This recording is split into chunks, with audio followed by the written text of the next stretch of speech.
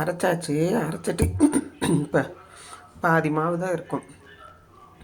சரியா? ஒரு டம்ளர் ரைஸுக்கு இந்த மாதிரி இந்த மாதிரி பாத்திரத்தில் இப்போ உப்பும் போட்டு கலக்கியாச்சு.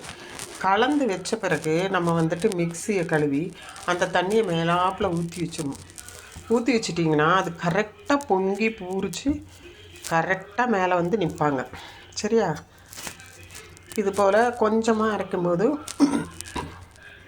நீங்கள் அரைச்சி பாருங்கள், ஈஸியாக இருக்கும். இது நார்மல் மிக்சி தான், ஒன்றும் இதெல்லாம் கிடையாது, ரொம்ப வோல்டேஜ் மிக்சிலாம் கிடையாது. இப்போ பாருங்கள் 5 மினிட்ஸ் தான் ஆகிருக்கும், நான் அரைச்சே முடிச்சாச்சு. ஊற வச்சது 5 ஹவர்ஸ் அப்படி ஊற வச்சா உங்களுக்கு உடனே இதாகும். எந்த இதில் ஊற வைக்கிறீங்களோ அதே தண்ணியில் உளுந்தை அரைச்சி எடுக்கணும். நீங்கள் நல்லா களைஞ்சிடணும். கொஞ்சமாக தண்ணி ஊற வச்சிங்கன்னா உளுந்துக்கும் தண்ணிக்கும் கரெக்டாக இருக்கும்.